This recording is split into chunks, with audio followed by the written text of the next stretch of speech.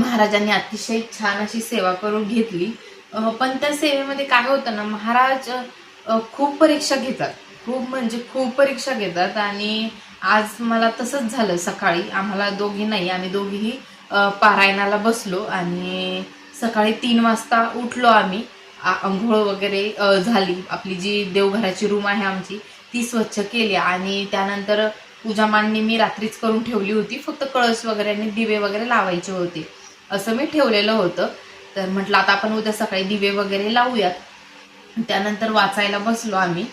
जे आपलं स्वामी स्तवन असो, गणपती अथर्व शीर्षक, 2 माळ, हे जप वगैरे झालं। पहिला, दुसरा, तिसरा, चौथा हे 4 अध्याय एकदम व्यवस्थित गेले।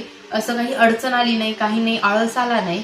पण अचानकच काय झालं ज्या दिवशी, आणि मेन म्हणजे याच्या अगोदर काय झालं की माझं बाळ जे की आता 10 महिने त्याला कंप्लीट होतील, तो 10 महिन्याचा 9 महिने कंप्लीट झाले, त्याला 10वा चालू आहे।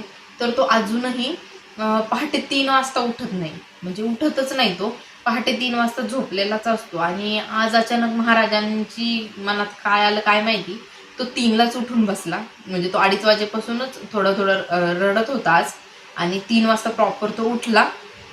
3ला उठल्यानंतर काय झालं, उठला आणि आता मला वाटलं की याला मी फिडिंग वगैरे करून हा झोपेल, पण तो कोणत्याच परिस्थितीत झोपायला तयार नव्हता। म्हणजे त्याला काय झालं होतं काय माहिती, तो कोणत्याच परिस्थितीत झोपायला नव्हता। इथे माझं वाचन वगैरे बाकी होतं, मग मी त्याला त्याच्या वडिलांकडे दिलं आणि म्हटलं 5-10 मिनिटं तुम्ही सांभाळा याला, तोपर्यंत मी देव मांडणीचं पाहून येते।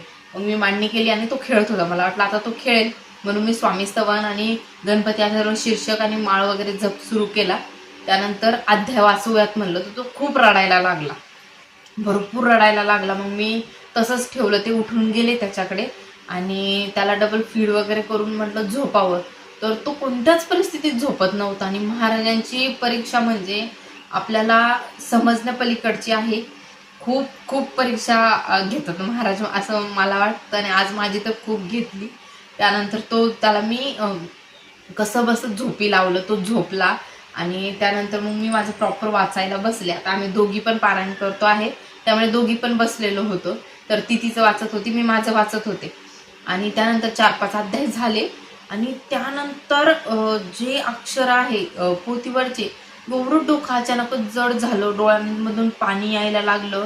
ह्या पापण्या एवढ्या जड झाल्या की असं डोळ्याच्या खाली केले का असं वाटतं डोळे बंद करून ठेवावे, म्हणजे वाचूच नाही, ते पूर्ण अक्षर ब्लर झाल्यासारखं होत होतं।